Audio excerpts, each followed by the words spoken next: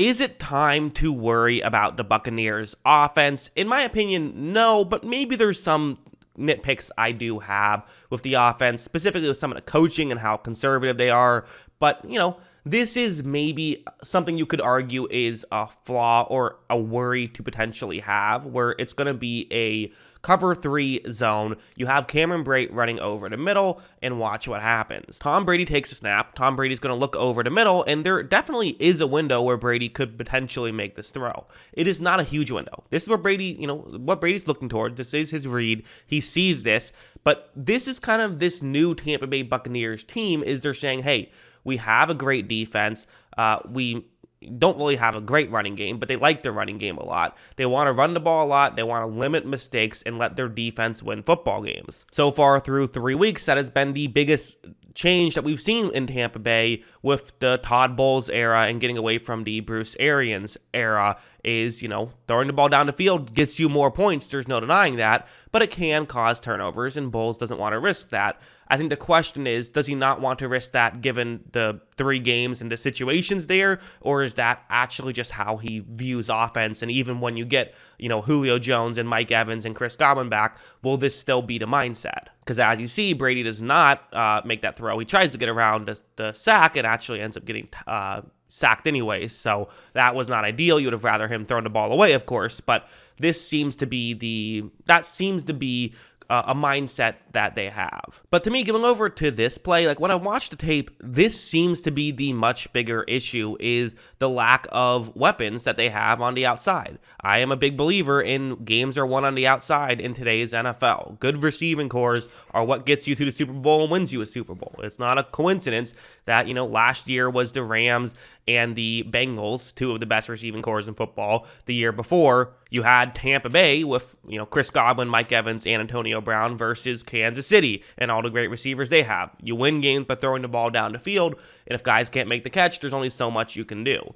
This play is going to be a Scotty Miller play, and Brady just seems like he hates Scotty Miller. He must, because of all the, I feel like, Scotty Miller does some things well, is not a great contested catch receiver. I think that's fair to say. It's going to be a zone coverage play. You see the route that he's going up against. It's basically going to be a one-on-one matchup with Scotty Miller's curl route here. And look, right when this play begins, one of the benefits of Scotty Miller is he is so fast that if you're in this situation and you're a corner, you are a bit concerned about getting beat deep so that when, Miller cuts, he can potentially get open. As you see, this throw was, maybe Brady could have made it a little bit earlier, but it was a relatively good throw. Miller just wasn't able to make the catch in bounds. And these are the kind of things that just Tampa Bay is missing, is guys who can win on the outside consistently. Obviously, Mike Evans will be back next week, so that'll probably take care of at least part of that problem.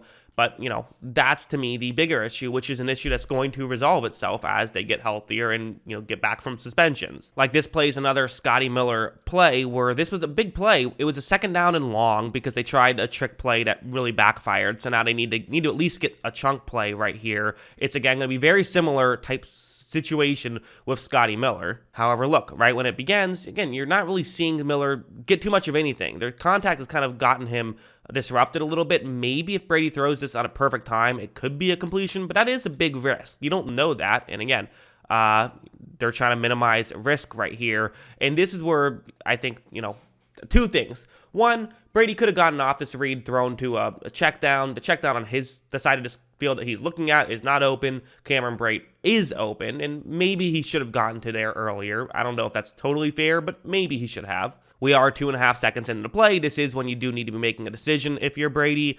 One of the other issues is, offensive line hasn't been spectacular. Look, as you see, they are going to get to Brady for a sack.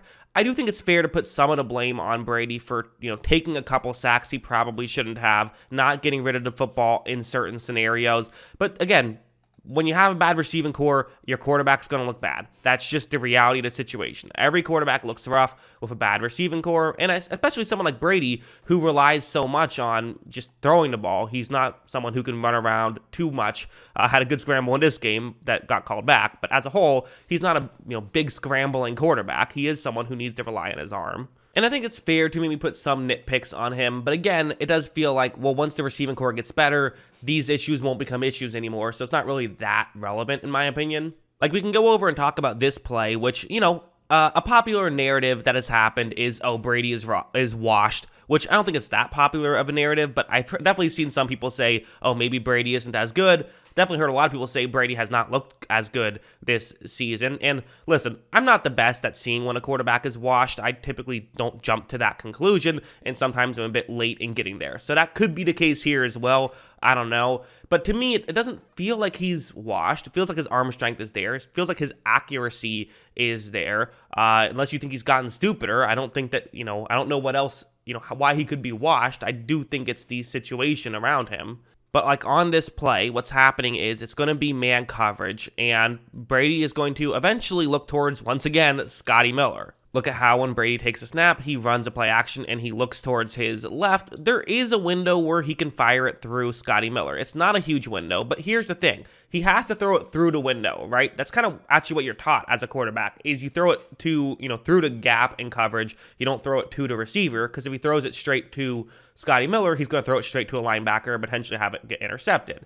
You hope that your receiver also knows this and kind of sits down in that gap, and that's just not what's going to happen here. Look, Brady's going to make this throw. It's a bit behind Miller and is incomplete, and that looks like it's maybe a missed throw from Brady, but that's exactly where Brady was trying to put that football. To me, that's actually on Scotty Miller here. So one of the lessons is, don't make Scotty Miller your number one receiver. Let him be sort of a rotational guy who can come in and occasionally run a burner route to try to, get past the slow corner. That's what his job is. That's his goal on, we all remember the Hail Mary at the end of the half in that NFC Championship game.